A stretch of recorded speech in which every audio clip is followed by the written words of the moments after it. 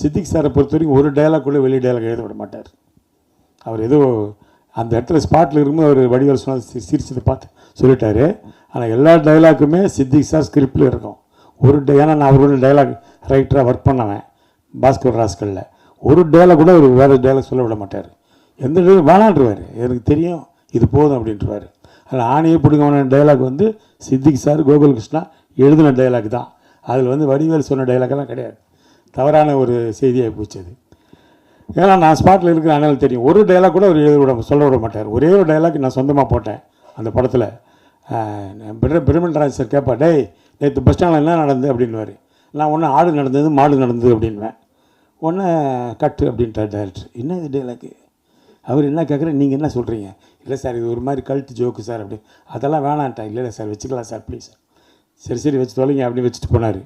அந்த ஒரு டைலாக் தான் அந்த டோட்டல் படத்தில் சொந்தமாக ஒரு நடிகர் சொன்ன டைலாக். அது கூட சிம்பு இருக்கார், டிஆருடைய சன்னு, அவர் எங்கே பார்த்தாலும் சொல்கிற டைலாக் தான்.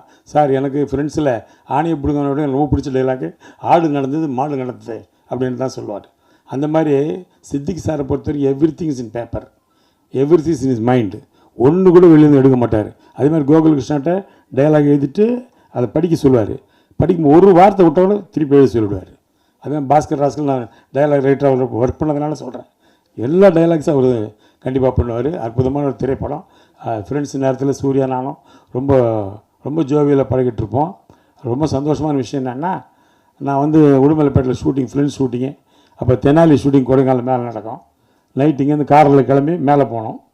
அங்கே போய்ட்டு ஒரு நாள் ஷூட்டிங் முடிச்சுட்டு அங்கேருந்து நைட்டு கிளம்பி இங்கே வரணும். அவ்வளோ பிஸி. அந்த நேரத்தில் இங்கேருந்து போகும்போது சூர்யா வந்து, ஜோதிகா கேட்டதா சொல்லு, இது கேட்குறது தான் என் வேலை.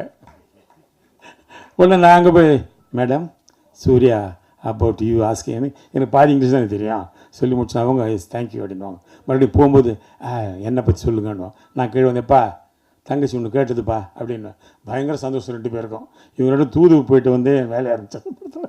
வேறு அதை விட பெருசாக ஒன்றும் அதில் சாதிக்கிறதுக்கு இல்லை. அப்படி காதலை வளர்த்த ஒரு படம் அது. அந்த படம் மட்டும் இல்லை, அமர்கலத்தில் அப்படி தான். ஷாலினி அஜித்தை லவ் பண்ணிகிட்ருக்காங்க, எனக்கு தெரியாது.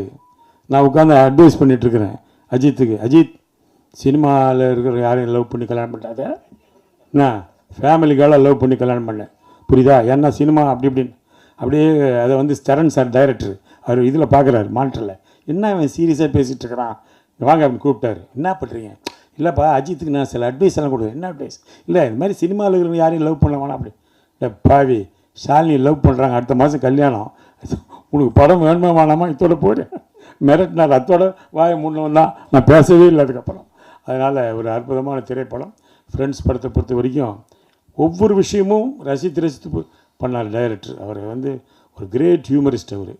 அவர் வந்து எப்படி சொல்கிறதுன்னு தெரியாது. அப்படி ஒரு டைரக்டர் இழந்தது எங்களுக்கெல்லாம் மாபெரும் இழப்பு.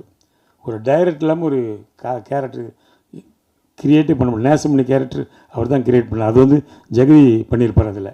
அதே மாதிரி இளையராஜா வந்து படம் பார்த்துட்டு சொன்னார், சூர்யா பண்ணார், விஜய் பண்ணார், ஓகே, ஆனால் அந்த கேரக்டர் ரமேஷ் கண்ணா செலக்ட் பண்ணிங்க பாருங்கள், அதுதான் கரெக்டுன்னாரு. ஏன்னா அந்த கேரக்டர் படத்தில் மலையாளத்தில் சீனிவாசன் பண்ணியிருப்பார். Is a director, actor, writer. அதனால் நானும் டைரக்டர் ஆக்டரேனால அது ரொம்ப அவர் பிடிச்சி போச்சு. அதனால் அவர் சொன்னார், நீ கரெக்டான ஆளை செலக்ட் பண்ணிங்கன்னு. அந்த மாதிரி நிறைய விஷயங்கள் வந்து அதில் ஃப்ரெண்ட்ஸில் நமக்கு பாதிச்சு. இப்போ பாருங்கள் 23 வருஷம் கழித்து மறுபடியும் அந்த படம் ரிலீஸ் ஆகுது, ஒரு பெரிய ப்ரெஸ் மீட்டு எல்லாம் வைக்கிறோம்னா அது ஒரு நமக்கு ஒரு காட்ஸ் கிஃப்ட் தான் இல்லையா? யோசிச்சு பாருங்கள். நிறைய பேர் வருந்தாலும் சொன்னாங்க, நான் ஸ்கூலில் படிக்கும்போது பார்த்தேன். இப்போ தான் தெரியும் நிறைய பேர் ஸ்கூலில் படிச்சிருக்கிறாங்க. உடைக்கிற சீன் இருக்கு இல்லையா? அந்த சீனில் கடிகாரம் உடைச்ச உடனே விஜயோ சூர்யாவோ சிரிச்சிடுவாங்க, அவ்வளோதான். அது மறுபடியும் அசம்பிள் பண்ணுறதுக்கு கிட்டத்தட்ட ஒரு 1/2 hour ஆகும். மறுபடியும் எடுத்து மறுபடியும் ரெடி பண்ணி போட்டோன்னே ஐயோ பிடிக்கலன்னா டம்மல் உடஞ்சோன்னு சிரிச்சிடுவாங்க. இப்போ கூட படம் பார்த்திங்கன்னா விஜயும் சூர்யாவும் அப்படி திரும்பி நின்று சிரிச்சிட்ருப்பாங்க பார்க்குறதுக்கு.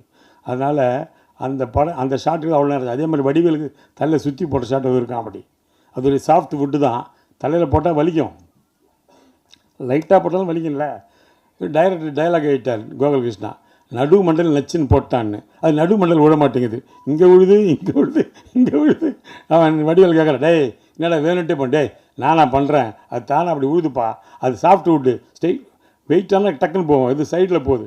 அது மாதிரி நடந்தது. அதேமாதிரி விஜய் சார் வந்து ரொம்ப அற்புதமாக பழகுவார். அந்த இதில் ஷூட்டிங் வர்ற வரைக்கும் எங்களுக்கு தெரியாது.